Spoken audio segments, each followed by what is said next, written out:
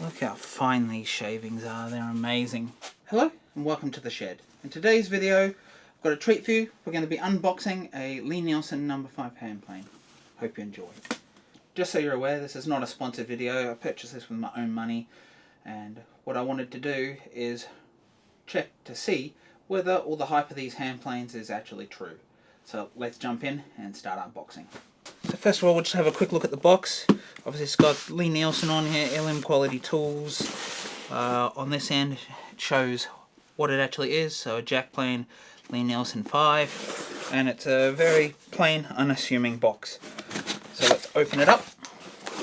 So we can see the packaging does a pretty good job at holding the plane in place.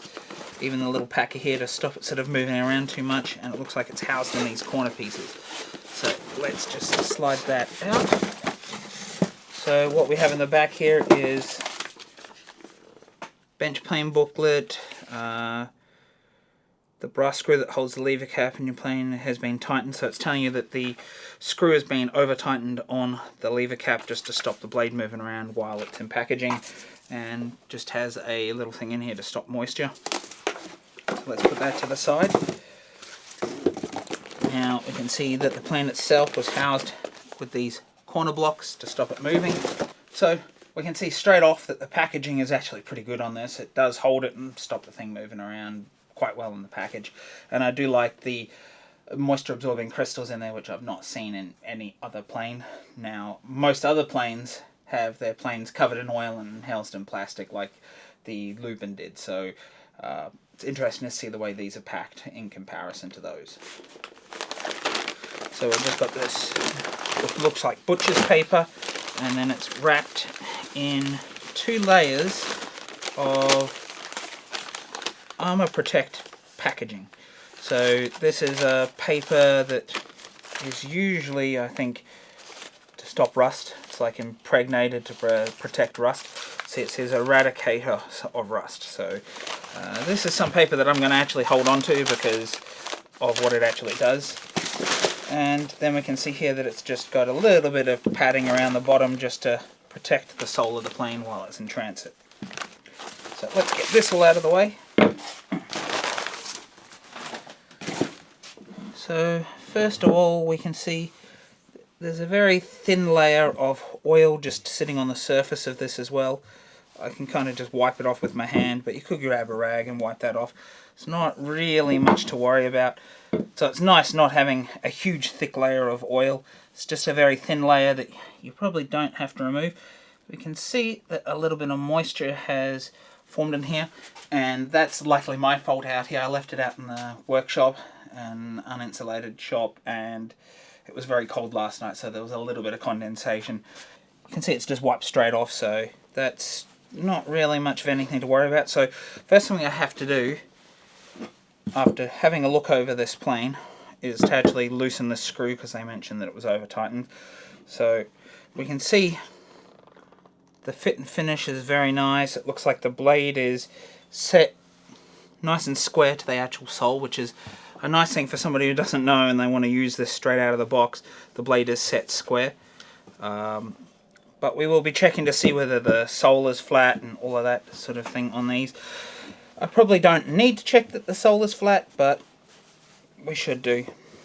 So I'm just going to give it a quick wipe around. There's just a little bit of moisture just sitting there because of the condensation last night. So let's go ahead and grab a screwdriver and loosen this up. So I'm going to grab quite a large screwdriver here because I don't want to damage this, and this is the closest fit that I've got to this. So, oh yeah, that's very tight. Alright. So we'll have to adjust that in a minute, so I'm just going to completely loosen it off so we can have a look at all these components.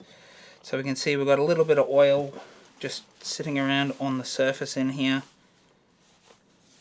So we'll just quickly wipe some of that oil off. Not really much. We can see the nice brass frog in this, which is a nice addition. We can see the pins here, and instead of just a punched piece that I've seen on others, there's a little slot or a little line to align the pins. At this point I don't see any point of actually readjusting this frog. It looks like it's set in the right position, so that's nice. We can see the addition of a little ball bearing, which you only get on the more premium ones generally, for the little lateral adjuster, and we'll see how that works a little bit later on. You can see the little detail of little machined screws to hold this little brass piece on the back here, so there's a lot of machining detail gone into that, which is quite difficult to do. And we can see there's a nice finish to the chip breaker and the blade. So before we actually go any further, I think what we need to do is get a piece of timber over in the vise, and let's see how sharp this actually is straight out of the box. How does it work straight out of the box? We need to adjust the screw for the lever cap, and we want this to make that nice thud sound.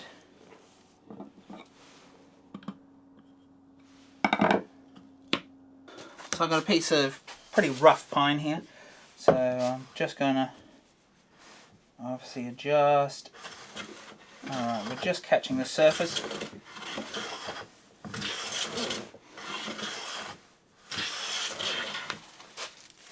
So you can see without actually sharpening it, these shavings are extremely thin, fine shavings, almost translucent. I can definitely see the light through this. Although it is splitting up a little bit, that could be the pine, or it could be that there's an ever so slight nick in the blade, which I don't think there is, I didn't see any. But we can see out of the box this is taking quite amazing shavings, to be honest. It means that it is pretty much ready to operate straight out of the box. I believe the booklet says that it needs a quick hone, so that is something we could do, but in all honesty, this is good to go with no work on it at all.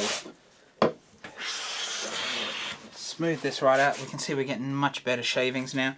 Let me just back that off a tiny bit of a turn. Oh, we've got a nice full length shaving there.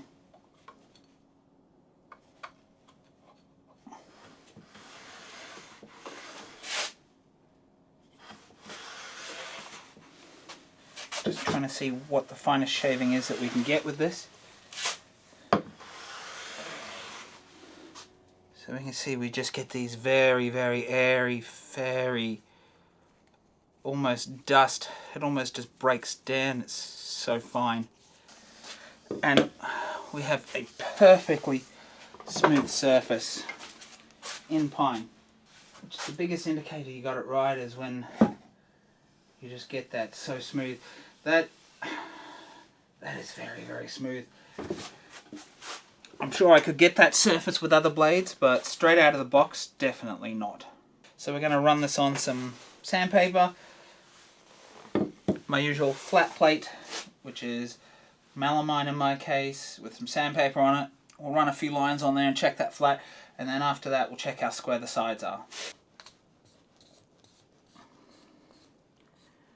Run some Sharpie lines on here. So I just need to fully retract that blade.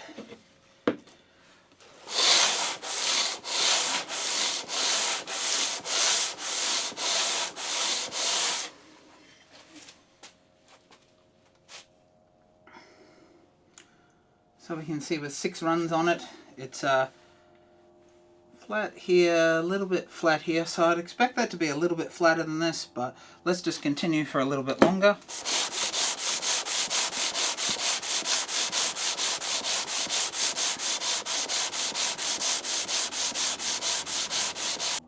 So we can see with only a few more passes here that there's just a little bit of the marker pen here and here, so it's flat right up the middle. And I also like to turn around like this. Now why do I do this? Well, if there's something a little bit out as I'm pushing, this will even it out.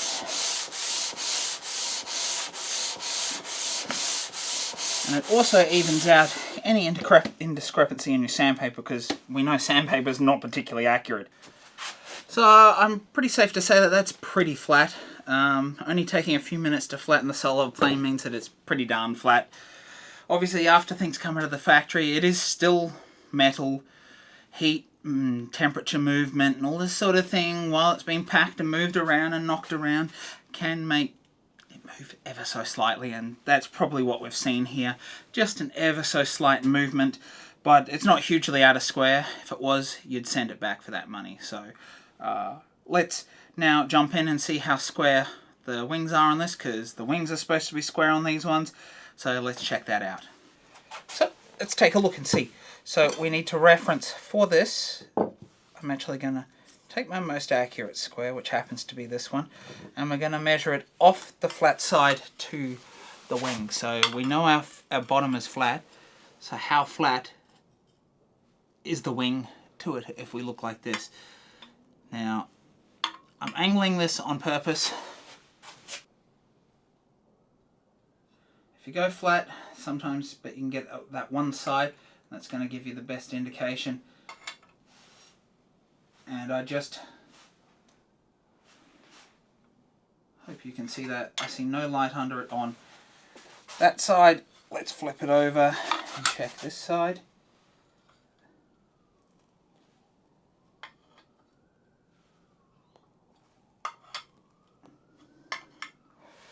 If it's out so little that it is not going to make any difference to us in terms of woodworking, and so this plane is going to be perfect for use on a shooting board. So I can see the light is shining off there on the camera. There's not much I can do about that. So I will read this out to you. So that says 2,700, so 2.7 kilos. That's obviously heavier. If we compare that to a Bailey up here, number 5 Bailey, good 800 grams heavier. But that's exactly what you want in a bedrock plane, because you know that it's got some good heft to it and some good machining. So let's have a bit of a closer look at all the machining in here. So we have very nice machining here on this frog. I like the fact that it's brass, but brass is not necessary, but it is a nice addition there. Take the blade out. Let's have a look at the frog screw. Got perfect machining on this, a nice slot. There's no blemishes on that. Let's go ahead and look down in the back here where we've got the 3 screws to adjust on a bedrock and undo it. So let's just go in there. Alright, that side's come off. So we have some oil just under here. I'm just going to quickly wipe that off. You see the machining on these is very nice. It's a brushed metal finish. It has the little conical shape. Grab just my little square. There doesn't appear to be any rocking in here. So the machining's fairly nice. It is a little rough, and that's not necessarily a bad thing. It means that it's going to help grip the frog a little bit better, even with a little bit of oil there, I think. Or it might hold just a slight bit of oil there. I don't know if you can see that. There's sort of little ridge marks from the actual mill machine. The frog, we can see this surface got milled out, the sides got milled out, this got milled out, but we still have the rough castings in all these lower parts where it doesn't matter. Now you do have an advantage of using the brass that doesn't need to be painted, whereas if this was a steel one it would need to be painted. We have a nice machined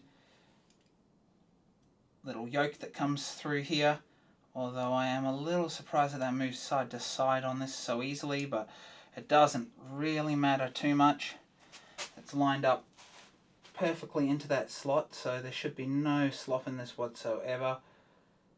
It fits absolutely perfect into the depth adjustment wheel. The depth adjustment wheel works well. We've got a nice thread that's also brass. As I showed you before, there's a little round wheel. I don't know that it's actually a ball bearing. I don't think there's actually any ball bearings there. I think it's just a machine piece that spins around. A lot of people say it is a ball bearing, but there's no sign that there's actually any balls inside that. It's just a little piece that's captive on another piece of metal that spins around. And the lateral adjuster is a little bit stiff on this. Now that would be fixed just with a drop of oil down in there. The other thing is you don't necessarily want them too loose, because if they're a little bit tighter on the movement, it means you can get sort of a finer adjustment on them when you're squaring them up. And then once again, you can see how we've got these itty bitty little machined holes here that's holding this little piece of brass on the back of this adjuster. I wasn't expecting this to be brass. I was fully expecting that to actually still be steel, but it's a nice little touch, and the difficulty of machining and tapping little tiny machined screws like this does show the quality of the build. It's a rough casting on the sole, which that was something I wasn't expecting. That might be due to the fact that I don't think these are japanned, and so on the original Baileys and stuff, because japanning was actually used, that's a thicker bake that sits dead flat, so that can actually get rid of any roughness from the casting if it's not machined out. Whereas I believe I've seen some videos on how they made at least the low angle Lie-Nielsens, and they are powder coated, so I'm going to assume this one is powder coated as well, because it feels and looks like it's quite a thin paint. One thing that I was a little surprised about is that the paint actually comes over onto the side and doesn't just sit on the top. I was fully expecting the attention to detail on these to be like they are on the Baileys or the original Bedrocks, where the paint just stays on the top and doesn't come over onto the side.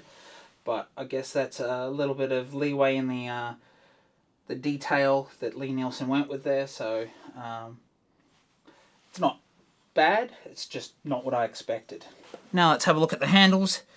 I am not sure what timber these handles are. To me it looks like it might be a bit of cherry or something like that. It once again has brass barrel nuts that are extremely tight.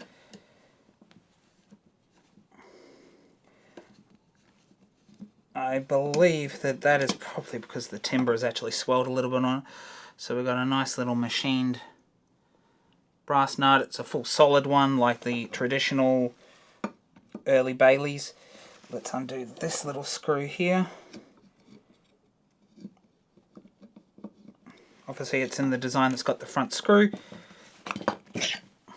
And just a traditional barrel. One thing I am a little bit surprised about is that there's paint on top of where the handle sits. Generally that causes a handle to rock, but in this case the handle doesn't rock, so it's not really an issue, and would prevent any rust forming under the handles like they normally would have. So let me just, I'm going to grab another screwdriver to do that one up. So I'm just going to grab this to do this one up.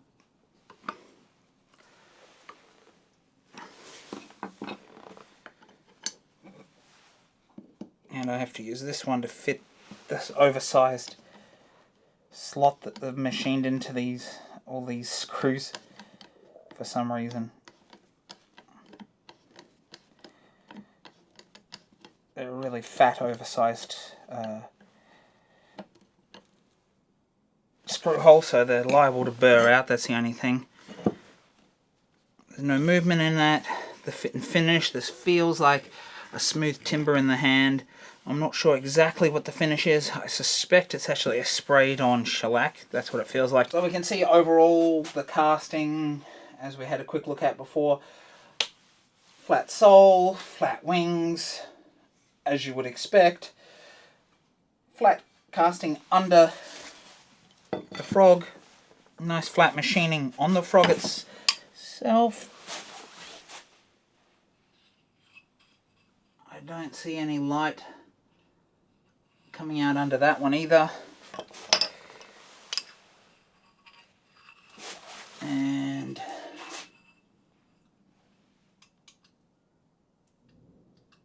there's an ever so slight spherical light coming out under this, but it's only sort of in the middle here, and I believe that is probably to ensure that it sits flat out on the outside, and when the lever cap comes in it adds the pressure to the center, so I don't think that is too much of an issue. It's just a little fleck of light coming out under it.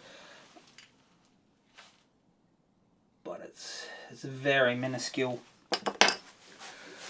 So let's go ahead and put this back together.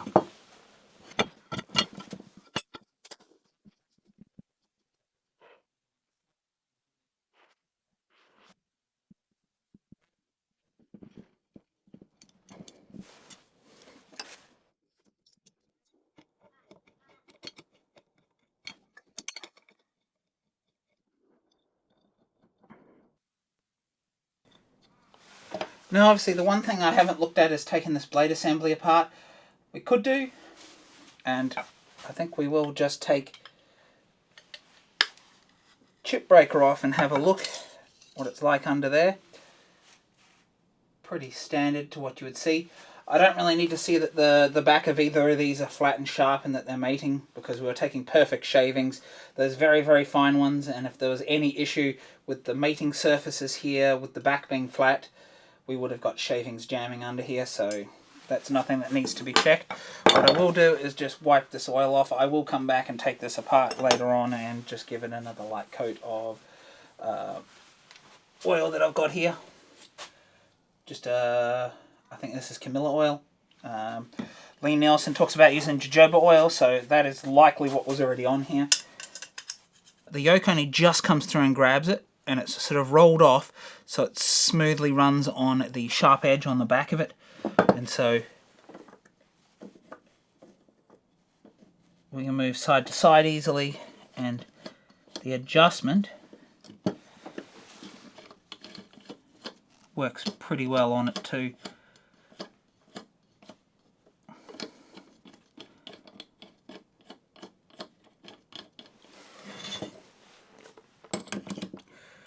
So we obviously need to adjust this screw again.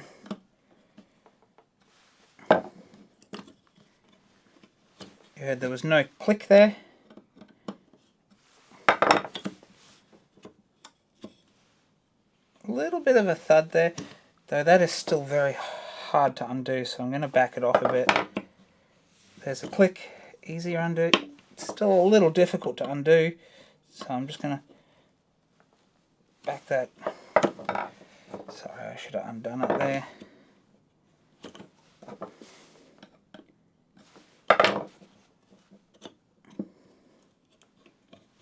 Now, no click sound. So, now that we've put that back together, I'm very happy with the fit and finish on this for the most part. A few things that I didn't expect, but for what they are, they're still perfect. There's no blemishes in the paint on it. There's no blemishes in the handle. They're all perfectly smooth. They're all nice and sort of matte polished. They're smooth to the touch. Feels like you can sort of still feel the timber, which is good that it's not some polyurethane finish. And it feels like it might have just like a sprayed on shellac finish that's been then polished out, would be my guess. I'm not 100% sure. Maybe some of you guys out there know what finish we used on these, and you can let me know down below. But I think there's only one more thing to do, and that's go back over to that piece of pine and take some nice thin gossamer shavings, as some would say.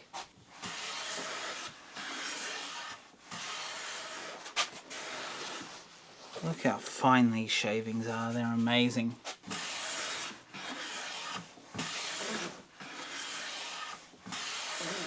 So there you have it, folks. That's the unboxing and quick check over these Lie-Nielsen hand planes. Are they worth all of the fuss that people have talked about?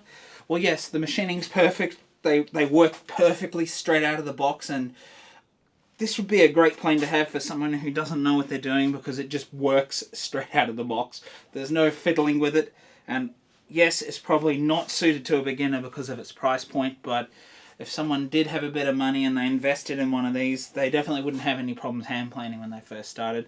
One other thing I noticed with this particular bedrock is that it feels very balanced in operation. The extra heft does feel nice on this one for pushing through the timber, and although it is heavy, it does feel like it's more balanced than some others that I've used that are in this bedrock pattern that just feel very top heavy. The weight is sort of situated in the middle more, and that could be to do with the fact that the brass is being used in the frog versus steel. So if you like this video, do hit the thumbs up down below, hit that big subscribe button, select the bell, select all so you don't miss out on any new videos, and while you're down there, do sound off in the comments. Do you have one of these planes? Would you like one of these planes? Is there something you would like me to do with this plane in terms of testing? If you're considering to buy one, I will be comparing this one to the Lubin hand plane that I have in an upcoming video, so do stay tuned for that one. But if there is anything else, do let me know in the comments below. And if you'd like to see another great video, such as the video you've seen here, do check out the video just below me here, where I unboxed the loop and hand plane and kind of did a review at the same time. Bye for now.